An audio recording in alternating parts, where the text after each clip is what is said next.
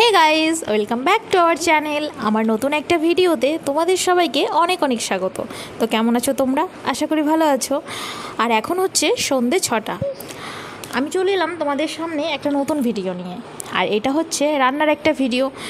আর বাইরে হচ্ছে মুষলধারে বৃষ্টি, সেই জন্য ভাবলাম যে বৃষ্টির সন্ধ্যায় কিছু একটা বানানো যাক।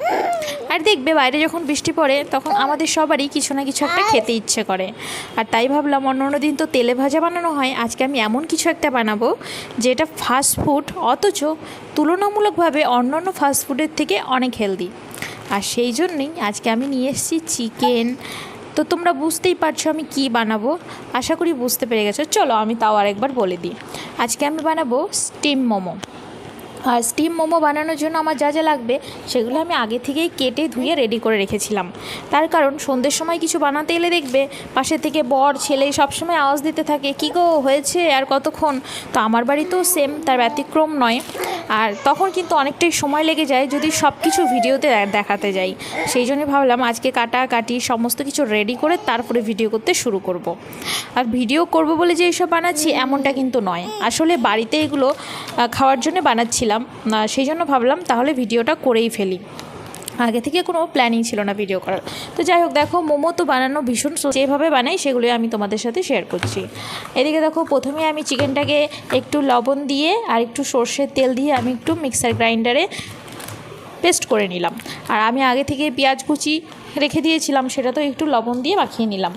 আর তারপরে যেটা করতে হবে সেটা আমাদের লাগবে হচ্ছে ময়দাটাকে এখন খুব ভালো করে, ঠিক যেভাবে আমরা লুচি বানানোর জন্য ময়দা মাখি ঠিক সেভাবে একটুখানি লবণ আর একটু সর্ষের তেল দিয়ে খুব ভালো করে মেখে নিতে হবে। তো আমিও দেখো ময়দাটাকে খুব ভালো করে মেখে নিচ্ছিলাম। আসলে ময়দাটা বেলা আর মাখা এগুলোই কিন্তু মেন ব্যাপার। আর আগে কিন্তু বেশ মাঝে মাঝে বাড়িতে মোমো বানানো হতো, কিন্তু অর্ক এখন একটু বড় হয়ে যাওয়াতে আসলে কোনো কাজই ঠিক করে করতে পারছি না। ও যখন একদম ছোট ছিল তখনই ভালো ছিল, অনেক কাজ করা যেত। কিন্তু এখন হাঁটতে শিখে যাওয়ার পর বাপ রে বাপ এত দুষ্টু হয়েছে যে ওকে নিয়ে এখন আর কোনো কাজ করাই সম্ভব নয়। তো দেখো আমি যেটা করব আজকে বড় বড় করে রুটির মতো করে একটা বড় করে বেলে নিলাম। আর যতটা পাতলা করা যায় মোমোগুলো ঠিক ততই ভালো হবে। তো আমি চেষ্টা করেছিলাম অনেকটাই পাতলা করার। আর তারপরে একটা গ্লাসের সাহায্যে এগুলোকে কিন্তু আমি গোল গোল করে কেটে নিয়েছিলাম। এরকম করে বানালে যেটা হবে সেটা হচ্ছে খুব তাড়াতাড়ি মোমোগুলো হয়ে যাবে। আর একটা একটা করে বেলে করতে গেলে কিন্তু অনেক সময় লাগবে। আর এই যে দেখো আমি এখন যেহেতু খুব তাড়াতাড়ি, মানে এদিকে বর বসে বসে আওয়াজ দিচ্ছে কতক্ষণ তাড়াতাড়ি করো, চা ঠান্ডা হয়ে যাবে হ্যান ত্যান, সেই জন্য খুব সহজেই যে ডিজাইনটা হয়ে যাবে সেটাই আমি করছিলাম। আর একই রকম ডিজাইন করেছিলাম। আর না হলে কিন্তু 5-6 রকমের ডিজাইন মোটামুটি আমি করতে পারি মোমোর, কিন্তু এখন যেটা খুব তাড়াতাড়ি হবে সেরকমই একটা ডিজাইন বানাচ্ছিলাম। আর তোমরা নিশ্চয়ই ভিডিও দেখে বুঝতেই পারছো যে আমি ভীষণ তাড়াহুড়ো করে করছি সব কিছু। কারণ 6টা থেকে 7টার মধ্যেই আসলে যদি বিকালে টিফিনটা না খাওয়া যায় তাহলে আবার রাতের খাবারটা খেতে অনেকটা দেরি হয়ে যায়। আর বাড়িতে এইসব বানাতে গেলে একটু তো সময় লাগেই, কারণ দোকানে যারা বানায় তারা তো ভীষণ প্রফেশনাল, তারা হচ্ছে রোজ বানায়, তাদের একটা অভ্যেস হয়ে গেছে। কিন্তু আমরা তো আর রোজ বানাই না, মাঝে মাঝে বানাতে গেলে কিন্তু আমাদের একটু তালগোল পাকিয়েই যায়। তো যাই হোক দেখো আমি কিন্তু গ্লাস দিয়ে কেটে নিয়েছিলাম গোল গোল করে রুটিটাকে। আর প্রায় 4-5টার মতো পিস বেরিয়েছিল আমার একটা রুটি থেকে। কিন্তু তারপরেও আমি সেগুলোকে আবার আরেকটু বেলে পাতলা করে নেওয়ার চেষ্টা করছিলাম। কারণ তোমরা দেখবে দোকানে আমরা যেই মোমোগুলো খাই তার উপরের ময়দার কোটিংটা কিন্তু ভীষণ পাতলা হয়। আর এই মোমো ময়দাটা যতটা পাতলা করে বেলা যাবে ভেতরটা কিন্তু সেদ্ধ করার পর ঠিক ততটাই জুসি হবে। তো আমি আমার সাধ্য মতন যতটা সম্ভব হয়েছে ততটা পাতলা করার চেষ্টা করেছি। তো দেখা যাক কী হয়। এইভাবে আমি সবগুলো বানিয়ে নিয়েছিলাম।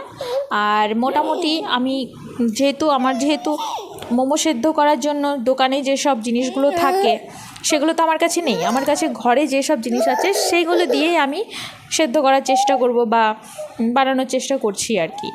আসলে এটা ফার্স্ট টাইম নয়, এর আগেও আমি মোমো বেশ অনেকবারই বানিয়েছি, কিন্তু বলতে পারো মা হওয়ার পর এটা হয়তো বা ফার্স্ট টাইম। আর যেহেতু এখন অর্ক অনেকটাই বড় হয়ে গেছে, ওকে নিয়ে আসলেই কাজ করা ভীষণ ডিফিকাল্ট হয়ে গেছে। ওই যে বললাম বাচ্চা যখন ছোট থাকে, অর্ক যখন ছোট ছিল তখন আমার মনে হতো যে ও যে কবে বড় হবে, মানে নিজের পায়ে দাঁড়াতে শিখবে, হাঁটতে শিখবে, তখন মনে হয় আমি অনেক বেশি কাজ করতে পারবো। কিন্তু এখন বুঝতে পারি আসলেই নয়। ও যখন ছোট ছিল তখনই ভালো ছিল। তো দেখো আমি একবার গুনে নিলাম যে পিস হয়েছে। আর ওই যে বললাম তোমাদের ঘরোয়া উপকরণ দিয়ে আমি আজকে স্টিম মোমোটা বানাবো, মানে ঘরে যা যা আছে হাঁড়ি কড়াই সেগুলো দিয়েই তো সেদ্ধ করতে হবে। সেই জন্য দেখো এরকম একটা হাঁড়ি নিয়ে নিয়েছিলাম, আর হাঁড়িতে দিয়ে দিয়েছিলাম জল, আর তার উপরে যে ফুটো ফুটো যে গামলাগুলো থাকে শাক ঠাক ধোয়ার জন্য, আশা করি এগুলো কম বেশি সবার বাড়িতেই থাকে। তো সেটাই একটু তেল ব্রাশ করে নেবে ভালো করে, তারপরে জলটা ফুটে গেলে ওই হাঁড়ির মুখে বসিয়ে একটা ঠিকঠাক ঢাকনা খুঁজে নেবে, যেটা আর কি হাঁড়ির মানে ওই গামলাটাতে ঠিকঠাক সেট হয়ে যাবে।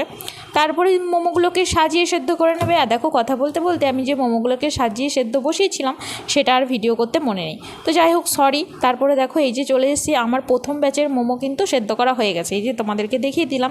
আর সেদ্ধ হওয়ার সঙ্গে সঙ্গে আমি একটা ভেঙে মুখে ভরেছি, কারণ ঠিকঠাক ভেতরটা সেদ্ধ হয়েছে কিনা দেখার জন্য। তো দেখলাম একদম পারফেক্ট।